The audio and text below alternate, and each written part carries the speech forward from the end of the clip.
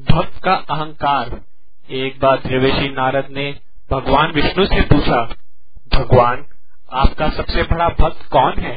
भगवान विष्णु नारद के मन की बात समझ गए। उन्होंने कहा, अमुक गांव का अमुक किसान हमारा सबसे प्रिय भक्त है। भगवान विष्णु का उत्तर सुनकर नारद जी को निराशा हुई। वह बोले, भगवान आपका प्रिय भक्त तो मैं भी हूँ, फिर सबसे प्रिय क्यों नहीं? भगवान विष्णु ने कहा, तुम उस किसान के यहाँ जाकर उसकी दिन भर की दिनचर्या देखकर मुझे आकर बताओ, फिर मैं बताऊंगा। नारद उस विष्णु भक्त किसान के घर पहुँचे। उन्होंने देखा कि किसान सुबह उठकर कुछ देर भगवान विष्णु का स्मरण किया, फिर रूखी सूखी रोटी खाकर हल बैल लेकर खेत जोतने चला गया।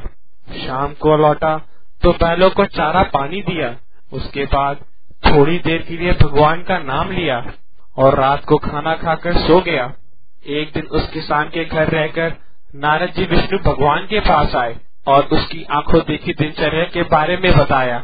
अंत में नारद ने कहा, प्रभु उसके पास तो आपका नाम लेने के समय भी नहीं है, फिर वह आपका सबसे प्रिय भक्त कैसे बन गया? मैं तो दिन रात आपका नाम जपने के सिवा कोई काम नहीं करता, फिर भला वह किसान आपका सबसे प्रिय भक्त कैसे हुआ?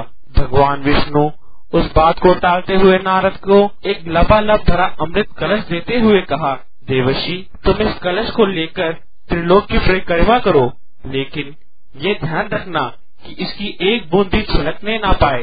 यदि एक बूंद भी नीचे गिरी तो तुम्हारा अब तक का किया गया सारा पुण्य खत्म हो जाएगा। नारद अमृत कलश को लेकर तीनों लोकों की यात्रा पर निकल गए और यात्रा पूरी करके वह भगवान विष्णु को कलश देते हुए कहा, प्रभु कलश से एक बूंद भी अमृत की नहीं छलकी। भगवान विष्णु ने कहा, नारद परिक्रमा के दौरान तुमने कितनी बार मेरा नाम सिमरन किया था? नारद ने कहा, प्रभु परिक्रमा के दौरान तो मेरा ध्यान इस कलश पर केंद्रित था, इसलिए एक बार भी आपका सिमरन नहीं कर पाया।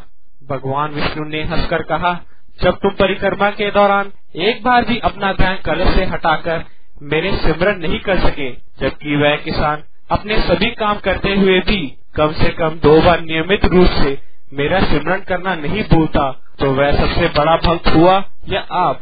सबसे प्रिय भक्त वो होता है जो अपना कर्म करते हुए प्रेम से मेरा सिमरन भी करता है। नारद जी को सबसे प्रिय भक्त होने का अहंकार खत्म हो गया।